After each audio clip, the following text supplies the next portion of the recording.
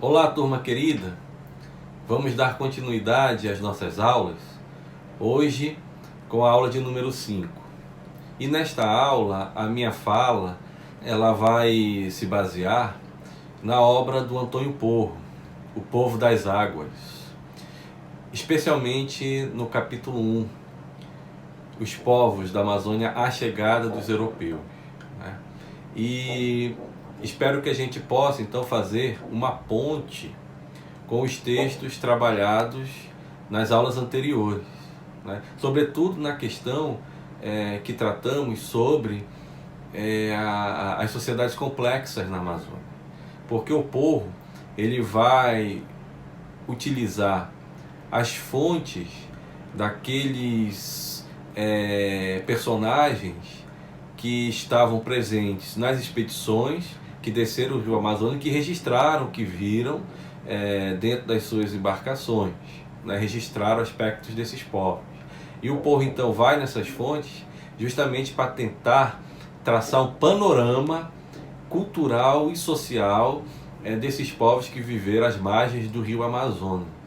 E é disso que nós vamos tratar agora. E como nós vamos ver já já, né, o Porro aponta a existência de poderes regionais, de hierarquias sociais, de redes de comércio, né? Então, quer dizer, uma dinâmica própria que de longe se resume a uma organização desses povos de forma simples, muito pelo contrário, né? Então eu preparei um esquema para a gente comentar em cima dele, tá? Então vamos ao esquema. Então, olha só, para o Antônio Porro, a época do contato não pode ser entendida apenas no século XVI, a chegada dos europeus nesse momento. Muito pelo contrário, ele vai dizer que a época do contato deve ser entendida de forma mais ampla, como uma sucessão de momentos históricos que acabam se desenrolando ao longo do tempo e que segue nessa dinâmica de acordo com o avanço geográfico das frentes de expansão da sociedade neobrasileira.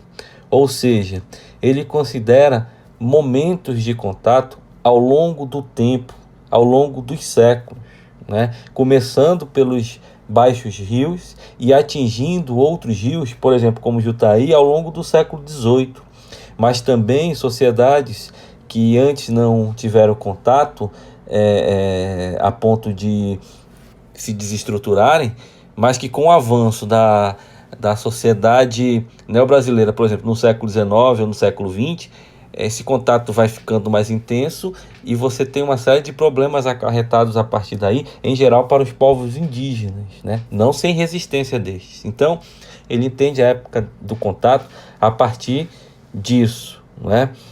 Ora, claro que na nossa disciplina nós não vamos tratar de todo esse período, né? Mas esse contato sucessivo nós vamos ver em Amazônia 2, Amazônia 3, certamente, né?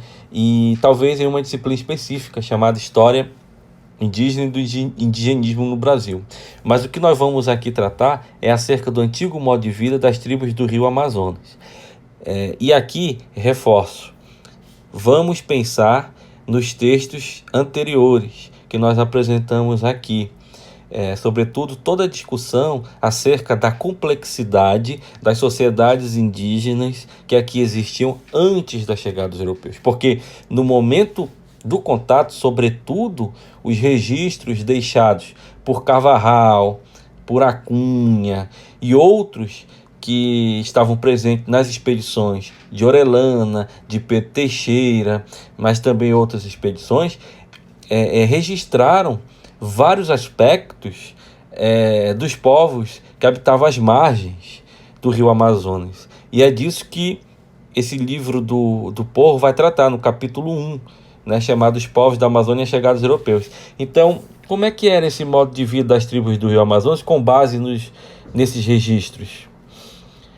Primeiro, ele vai falar da organização social, né?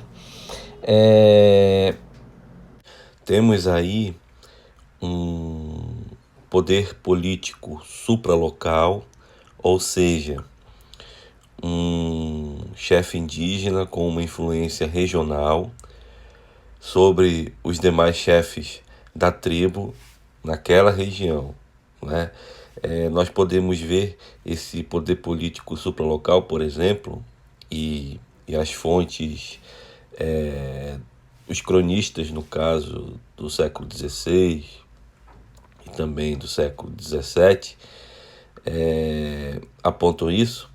Ali na região entre o Baixo Napo até São Paulo de Olivença, no Alto Amazonas, a chamada província dos Omáguas, né, ou província de Aparia.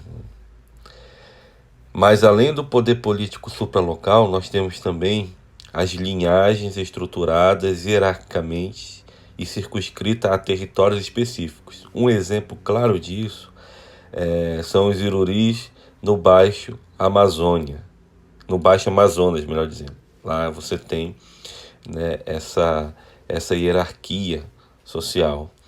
E, novamente, os Omáguas, né, onde é possível observar posse de escravos domésticos, que em geral eram incorporados à sociedade dos Omáguas e bem tratados.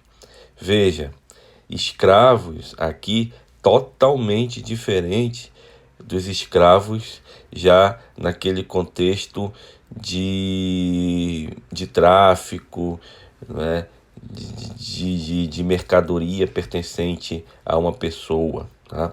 Aqui, os escravos eles tinham outro significado, ok? Então, aí nós temos alguns aspectos da organização social. Manufaturas é um outro ponto destacado.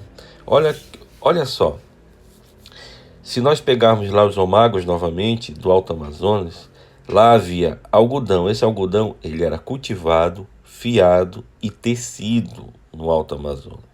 Em geral, os Omáguas eles usavam, né, esse tipo de vestimento, né? Então, isso desconstrói, por exemplo, aquela ideia de que todos os índios andavam nus ou coisas do tipo, né? Não, isso não, tá? E olha só, no Médio e Baixo Amazonas não havia isso. Porém, os índios eles se vestiam a partir de enfeite de fibras trançadas, por exemplo. Então, no Alto Amazonas, com os Omáguas, nós temos o algodão, e no Médio e Baixo Amazonas, com outras tribos indígenas, os enfeites de fibras trançadas. Isso no que tange às manufaturas. Ainda em relação às manufaturas, é bom citar, por exemplo, as cerâmicas, sobretudo as de tradição polícroma, né? Que eram bem elaboradas, bem desenhadas, né? Sofisticadas. Inclusive, nas crônicas, você vai ter destaque acerca dessas cerâmicas ali na região de Santarém, né? E numa outra região também, ali próximo a Foz de Coari, onde nos registros você vai ter uma classificação daquela área como a aldeia da louça, dada a beleza dessa cerâmica, que vão dizer inclusive que é muito mais bela do que qualquer outra já vista em outra região, sobretudo na Europa, né? E também há os trabalhos em madeira, sobretudo do caripuna e do isurina, né? É um trabalho bem elaborado na madeira. Mas além das manufaturas, nós vamos ter também comércio e relações intertribais. Comércio entre os povos que viviam na várzea e terra firme, né? Quer dizer, os povos da várzea, por exemplo, ali na região onde se encontra Tefé, a província de Machiparo, por exemplo, né? Vai haver caminhos longos e largos que vão adentrar o interior, as fontes vão dizer, né? E vão dizer mais que iam pescados que levavam, né, mata dentro para negociar, e outros produtos também, né? E além desse comércio entre vaso e terra firme, nós vamos ter comércio entre regiões utilizando os rios da Amazônia, tanto de pequena quanto longa distância, né? E outro ponto também é a religião, com cerimônias e rituais bastante presentes. Então vejam só, o que nós vamos observar aqui é que nas tribos do rio Amazonas, essas tribos que viviam à margem do rio Amazonas, nós vamos ter uma organização social complexa. Nós vamos ter a produção de manufaturas que indicam também certa, né, hierarquia, porque é necessário mão de obra especializada para produzir, né? Nós vamos ter comércio e relações intertribais amplas entre vaso e terra firme, mas entre rios, né? E a religião que vai marcar presente para justificar, né, e para explicar esse mundo indígena a partir desse sobrenatural.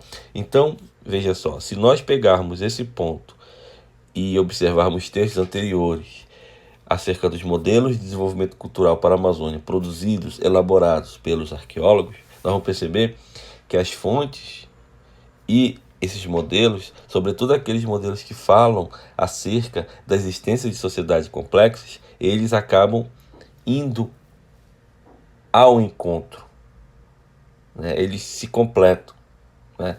Então, há uma complexidade aqui, certamente, em termos de sociedades indígenas, né? E uma dinâmica muito própria, que foi impactada pela chegada dos europeus.